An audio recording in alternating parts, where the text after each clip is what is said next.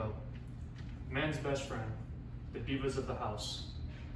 Whether it be dogs, cats, hamsters, rats, whatever you have as a pet, we never want to see them hurt or suffer in any way.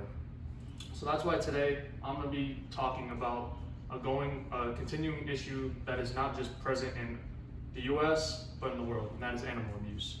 So I'm going to be going over the problems that go along with it and the solutions and the ways that we can solve it as a whole society and a world to stop it.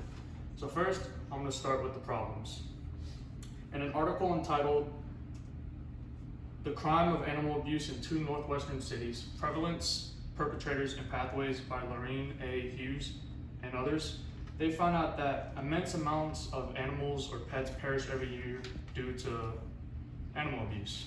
Now, I want you guys to think about that and realize how big of a problem that is, that animals and pets, we shouldn't be treating them like objects to the point where they're killed or murdered.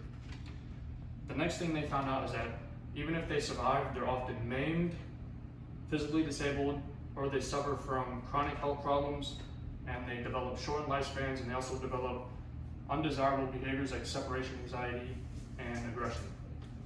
Now, in this chart right here, it is by Agnew, and it's a chart that has things that lead into animal abuse. So there's three categories, which are socio-demographic characteristics, theoretical mediums, and proximal causes, and the list of those all end up leading to animal abuse. Next, I'm in an article entitled "Youthful Animal Abuse and Later Problem Behavior Outcomes, Findings from Two Generations" by Sarah Simmons and others. They found out that individuals who initiate and are involved in animal abuse often engage in other forms of violence, including domestic abuse and interpersonal violence. To go along with that, related to other forms of violence is, once again, domestic violence, and then children. Children who are exposed to animal abuse usually end up committing violent acts later on in life. Next, lastly, for the problems, in an article entitled "Animal Abuse as a Type of Trauma, Lessons for Humans and Animal Service Professionals" by Smith, Blackmore, and others, they found out that batterers, or the people who commit the acts, they threat the pets or hurt them physically to control their domestic violence victims. Lastly, they found out that early childhood animal abuse is one of the earliest warning signs to antisocial behavior in children. Now, in this graph, it shows you the ages of children who either do not engage in animal abuse or engage in animal cruelty with the adults. And as you can see, in the early teen years, it is very common, and it's not something that we should be encouraging, and it's something that we need to stop so it doesn't continue happening. Next, I'm going to go over the solutions and the things we can do to help stop animal abuse. So first, in an article entitled "How to Fight Puppy Mills, Toughening the Sentences for Animal Abuse in the Post-Communist Region" by Lucas Novotny, he found out that protecting them within your own power is a great solution and a great way to stop it. And he said, by doing that, because of the Act on the Protection of Animals Against Cruelty, it requires secure, adequate conditions to keep the animals functioning mentally and biologically. So basically, what he means by that is just take care of them. Give them love, make sure they feel safe, make sure they feel at home, and just try to keep them as loved as possible so they're always happy.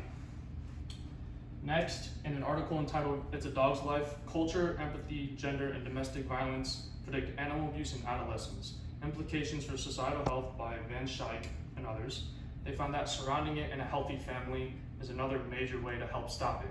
And to go along with that, they found out that environmental factors such as a child's family or parenting experiences either make or break what happens to an animal. They also found that being empathetic is very important, as empathetic people and pro-social youths, they tend to be more like human, and they treat animals more humanely. Now, when you think of animals, you always want to think of them as a family member, a son, a daughter, a brother, a sister, whether it be. So finally, for the solutions, in an article entitled "Animal Abuse Offender and Offense Characteristics, a Descriptive Study" by Anton von Wick, he found out that, and also in my opinion, the number one way to stop it is reporting it. He found out that contacting the Central National Reporting Station for Abuse and Neglect, along with the National Inspector of Animal Protection, is a very good way to report it, as they both stand and are for against animal abuse and animal suffering.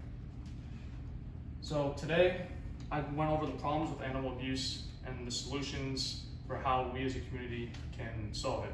Now, when you leave here today, I want you to start to stand up and speak out on this problem, as these animals, they really need our help. If you see anyone you know committing animal abuse, or you see it on social media, don't be afraid to take a stand and have a voice in stopping this major problem that, once again, is something that is not talked about enough and it needs to be stopped. Thank you.